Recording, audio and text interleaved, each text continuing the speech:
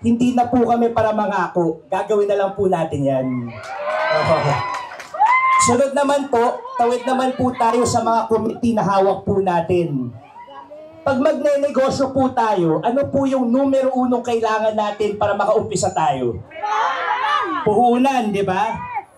Proud po ako i-announce sa inyo na meron na pong project ang lungsod ng Pasig under direction of Mayor Vico na pwede na po tayo mag-loan ng minimum 10,000 pesos sa Pasig LGU. Meron na po bang naka-avail? Ang tawag po dito tapat loan. Ayun, sinasabi ko po to kasi medyo marami pa rin talaga yung hindi nakakaalam, pero may budget na po dito kaya magandang i-utilize po natin to ng tama. Tulad din po siya ng pribadong bangko, pagka maayos po yung payment natin, pag diligent po tayo sa pagbabayad, pwede tayo mag-loan ng mas malaki. In fact, ang pinakamalaking pwede natin mautali. Ayun, magandang hapon po sa ating lahat. Magandang hapon po. Pakisabi sa katabi, magandang hapon. Una ho, gusto kong pasalamatan ng bawat isa. No, dito sa Ismar, dito po sa Kalawaan. Talaga naman, ang bilis ng panahon. 3 years ago, tinulungan niyo po ang inyong lingkod. Consul Eric at ang mga kasamahan ko sa Giting ng Pasig. Palakpakan niyo po ang inyong mga sarili. Tayo po yung nahirang bilang committee chairman, committee chairperson on health, sanitation, and nutrition.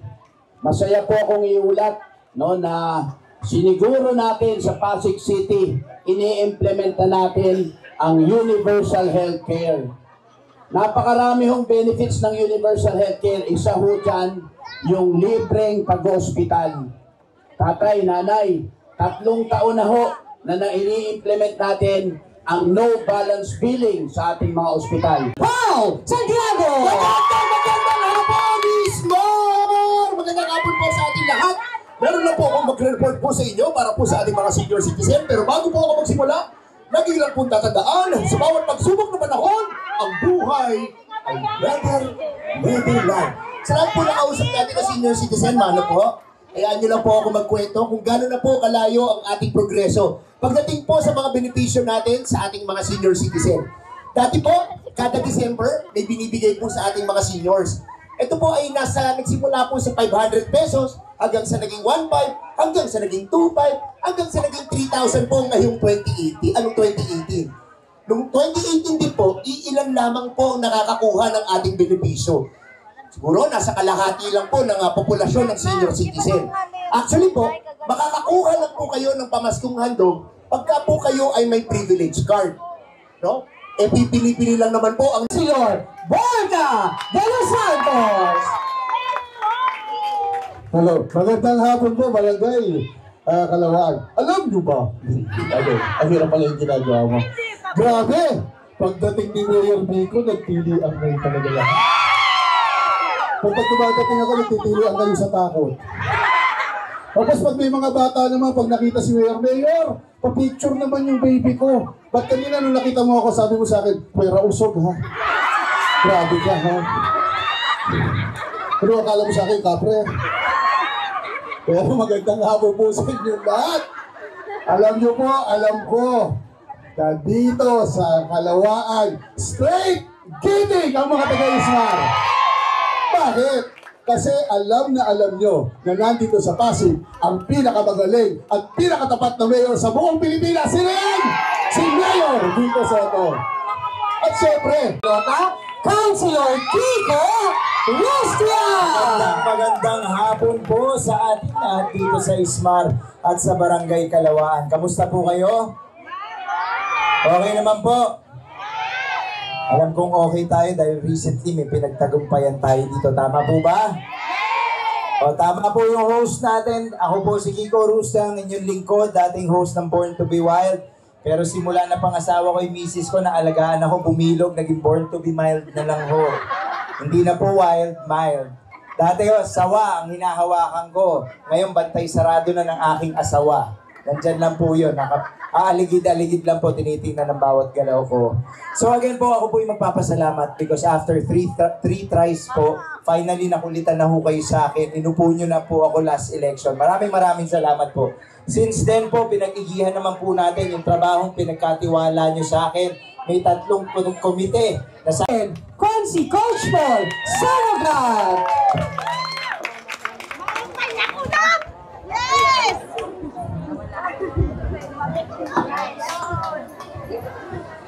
Ayan, magandang hapon po sa inyong lahat. Ayan, sa mga Bisaya, maayong hapon. Sa mga Bicolano, marhay na hapon. At syempre, para makot damot waray din Maupay na kulo, kayo na tanan. Alam niyo po, proud po tayo na anak din syempre. Ang nanay at tatay ko po ay both waray.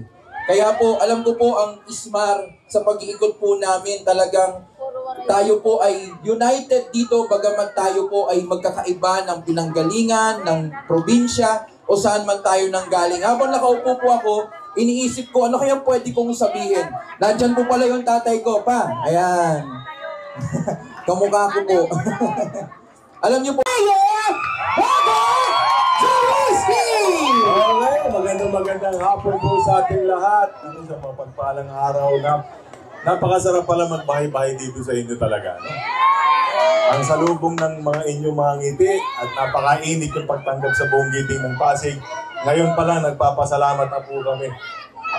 Alam nyo, alam ko naman kung bakit kayo ganito kadami, nagpapakita ng suporta. Dahil siguro naman simula nung naging mayor si Mayor Vico, naramdaman nyo rin yung pagbabago sa ating lungsod. At ito po ay nakaangkla sa isang pundasyon ng mabuting paggogobyerno o yung tinatawag na good governance.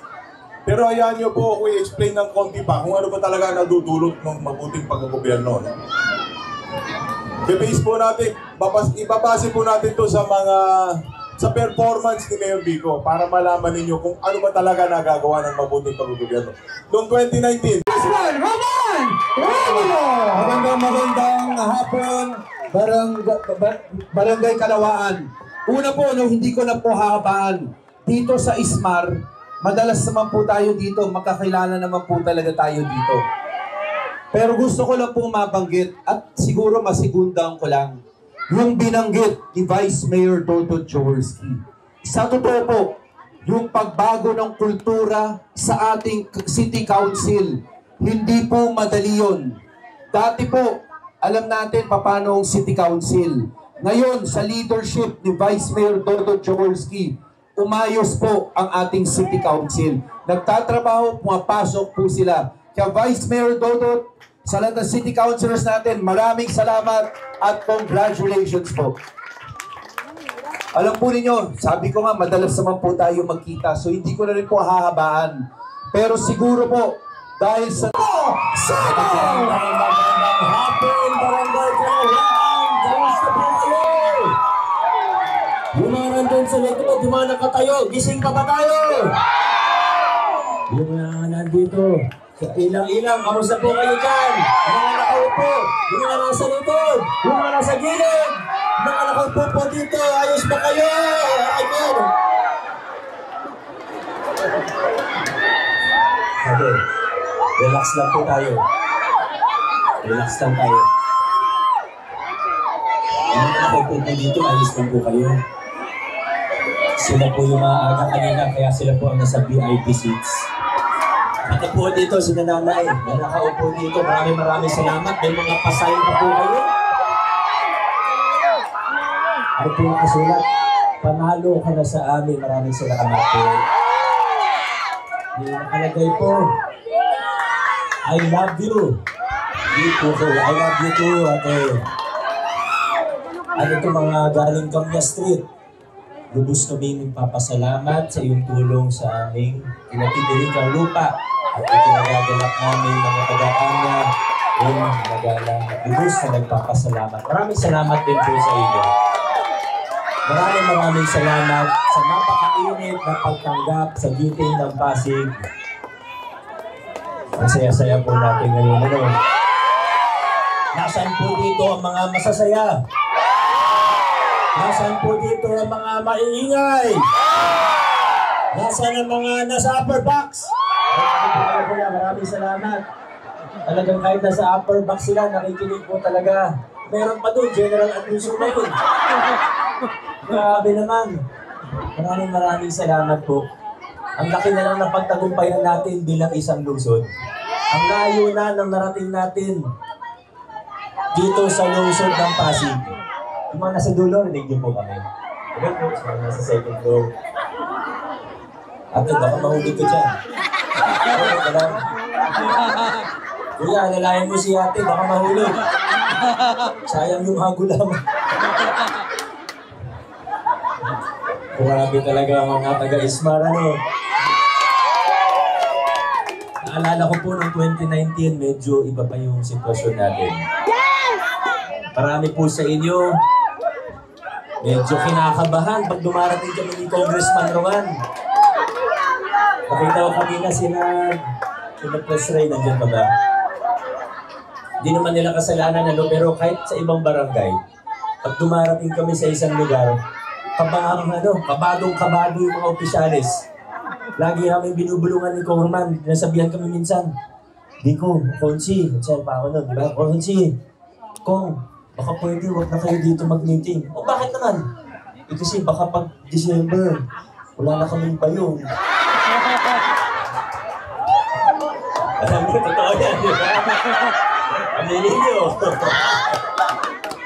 Pero ngayon, taon 2025, layo na nang narating natin. Kinalimutan na natin yung takot-takutan na yan. Inayawan na natin yung palakasan system. Hindi natin masasabi na perpekto ang pamahalaan. Walang perpektong gobyerno. Pero masasabi natin na tayo sa lungsod ng Pasig, nasa tamang direksyon na po tayo at ating gobyerno. Pero lagi po natin tatandaan na nagawa po ang lahat ng ito. Pati yung paglilinis natin ng ating pamahalaan, narinig nyo naman po kinakwento ko ito sa inyo noon. Uy, relax lang. Lahat po ng napagtagumpayan natin, maliit man o malaki, lagi po natin tatandaan na hindi yan dahil sa mayor lamang. Hindi yan dahil sa opisyalis lamang. Nangyari po ang lahat ng ito dahil nagkaisa tayong mga Pasigenyo at sumigaw tayo, lumaban tayo para sa pagbabago. Yan naman ang totoo. Noong 2019, wala tayong kasiguraduhan sa lupang kinatitirikan ng ating mga tahanan dito sa Isman.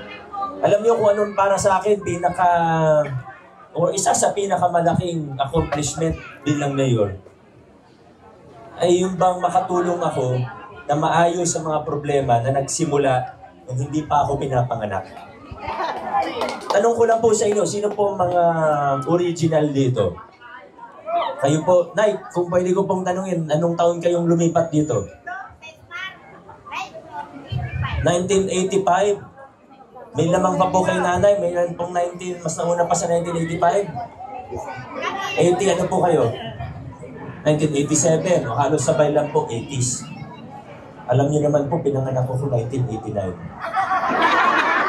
Mula 85, 87, lagi kayong nanggamba. Minsan dumarating ang panahon na may naririnig tayo, may nakabili na daw ng lupa.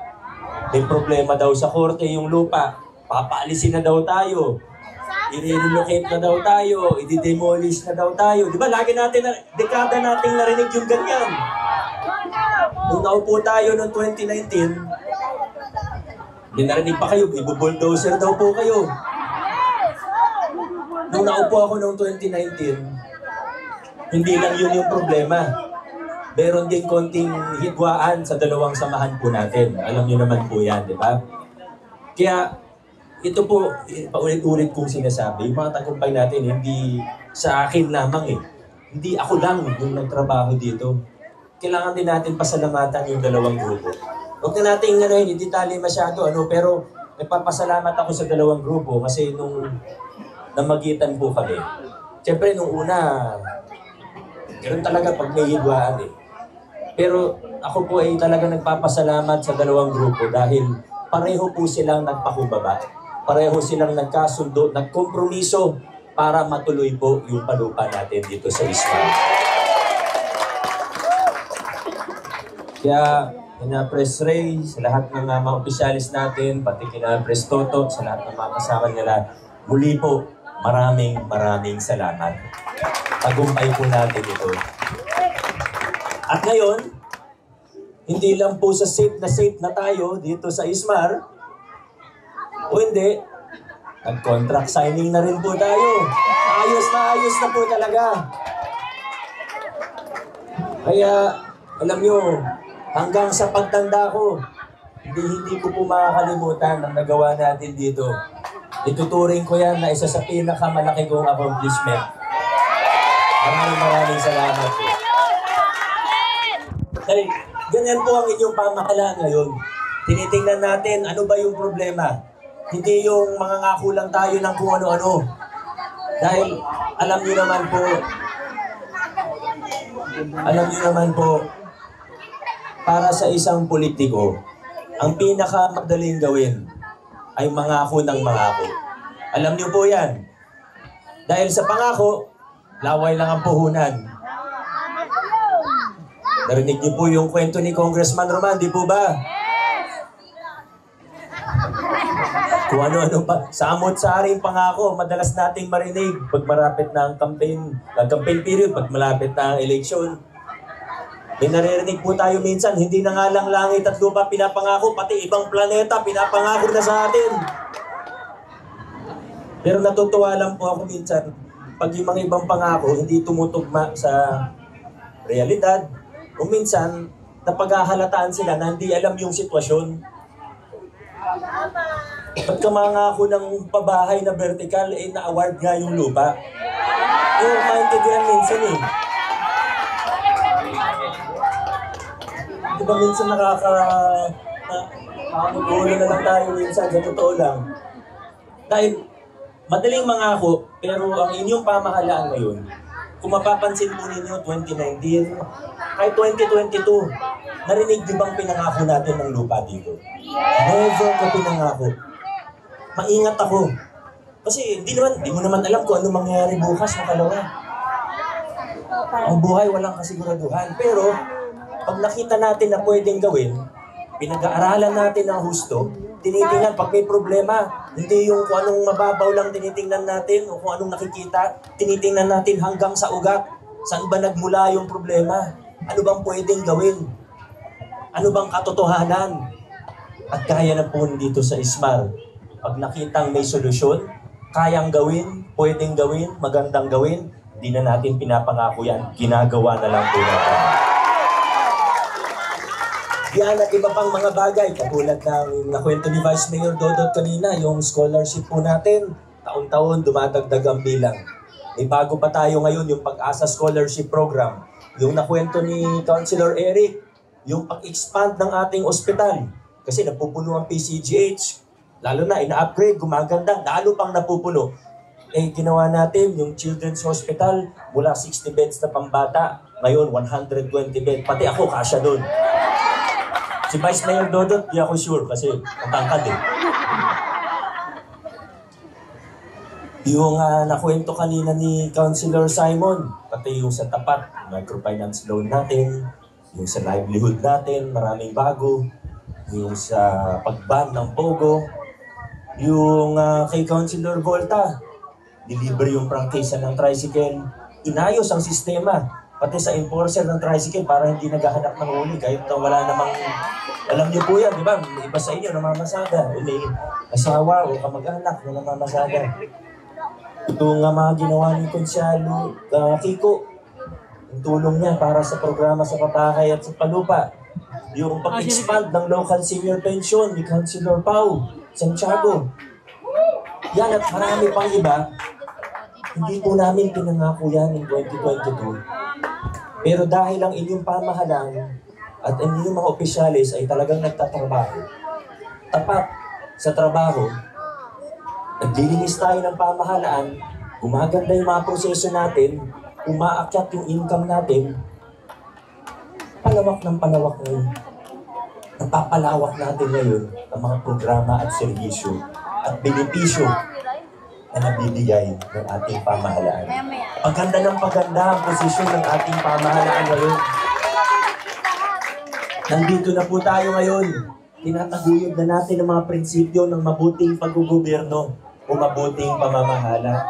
Binuksan natin ang pamahalaan para kita nyo lahat na nangyayari. Alam nyo hanggang sa huling sentimo kung saan ginagamit ang inyong pondo. Pati yung mga proseso, binuksan natin. Dati, di naman natin alam. Kung magkano pagpapagawa ng ganyang building noong araw, di naman natin alam. Ayun, hanggang sa huling sentimo, bukas tayo. Hanggang sa pagpuna, hanggang sa feedback, maganda, negatibo na feedback, pinakikinggan po natin lahat. Malaya po tayo ngayon. Pero ibang usapan po yung fake news. Talagang hindi totoo, hindi naman tayo papayag doon. Kaya ako po hihingi ng tulong sa inyo. Unang-una ko pong tulong na hihingin sa inyo, ni hindi nga yung tungkol sa eleksyon. Hinihingi akong tulong sa inyo na ipaglaban natin, hindi ang politiko, ipaglaban natin kung ano ang katotohanan. Ipaglaban natin ang katotohanan. Pag may naririnig tayong kasinungalingan, pag may naririnig tayong imbento, sana, hindi naman tayo makikipag-away. Pero huwag tayo pumayag. I-correct natin. Alam naman po natin kung anong katotohanan. Ang maganda ng dito sa atin, ang maganda po sa Pasig, dito sa Kalawaan, dito sa Ismar, ang mga taga rito po, bukod sa matalino, hindi madaling bulahin.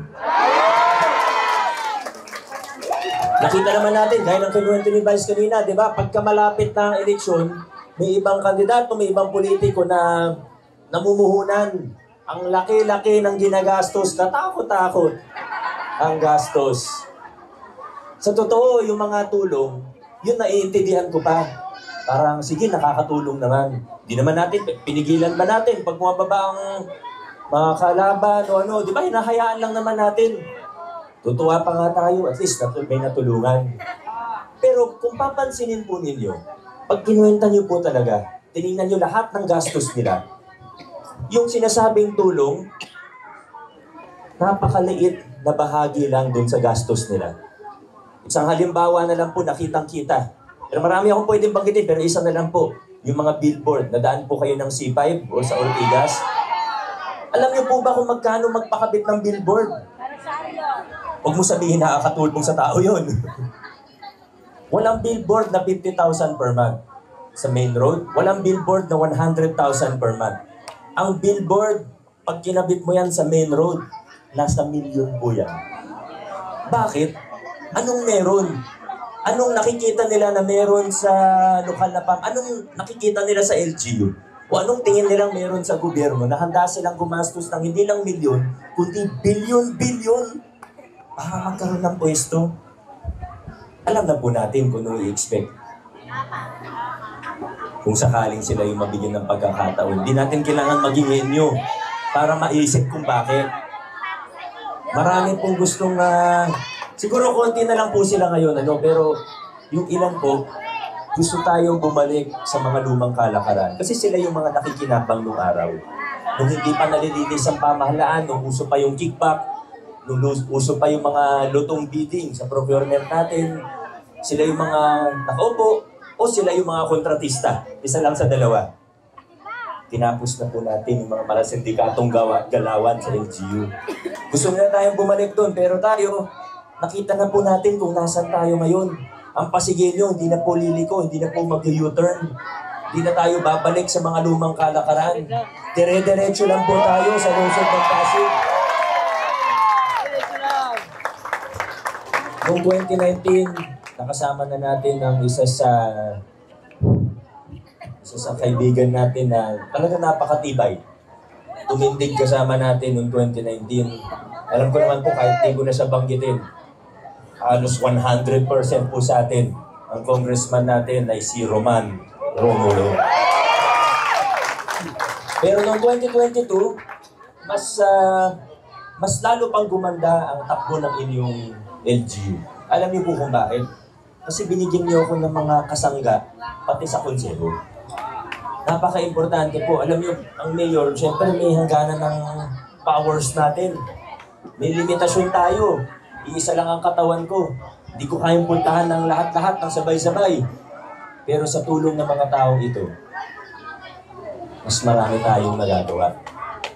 Buti na lang, noong 2022, nagkaroon tayo ng isang vice mayor na una sa lahat, napaka-professional. Pag sinabing may meeting ng 8 a.m., 7:59, nandun na po siya, mga kaibigan. At pangalawa, at mas importante pa, kapareho natin siya sa prinsipyo. Vice Mayor Dodot Jaworski. At ang ating mga konsyal, nabanggit ko na naman po silang lahat. Yung 5 sa kanila, papunta na sa ikalawang termino, hindi sila nagpabaya ng first term nila. Ako na po magsasabi, sila po ay mga tunay na nagtrabaho. Hindi lang sila basta nag-antay na kung anong sasabihin ng mayor na ipasang ordinansa. Sila mismo nag-e-effort, sila mismo nagtatrabaho, nagkukumpiti-hearing. Kung ano yung totoong trabaho ng konsyal, ginawa po nila. Pero may isa tayong kasama noong 2022 na hindi sinuwerte, hindi pinalad. Si Coach Paul, ikwento ko lang po sa inyo. Siguro wala pang isang linggo, makalipas ang eleksyon noong 2022, lumapit po siya sa akin, nag-usap po kami sa opisina ko. Sabi niya sa akin, Mayor, gusto kong magtrabaho kung paano ako makakatulong. Ang sabi ko sa kanya, Coach Paul, anong magtatrabaho? Natalo ka nga, magpahinga ka muna. Sabi ko sa kanya. Pero ayaw niya magpaawat. Hindi siya nagkaroon ng posisyon, wala siyang titulo, pero siya po ang nanguna para maitatag sa Pasig ang kauna-unahang GSO Academy sa Pilipinas. Hindi nanalo yan, hindi nakaupo yan, nagtrabaho. Ano pa kaya kung siya po ay maging konsyehal? Coach Paul Senoga. Marami na po tayo na pagtagumpayan bilang isang lungsod. Lalo na dito sa Ismar, ang laki ng mga napagtagumpayan natin. Pero kailangan paigtingin pa po natin. Kung anong nagawa natin, tatagdagan pa po natin. Hindi na kailangan ng marami pang pangako. Basta ang importante, sa lungsod ng Pasig, hindi na tayo liligo-ligo pa. Mas lalong hindi tayo u-turn pabalik ng mga lumang kalakaran. Tayo po sa lungsod ng Pasig, dire-diretso, pasulong, paabante. Maraming salamat. Mabuhay ang Kalawaan, mabuhay ang lungsod Pasig.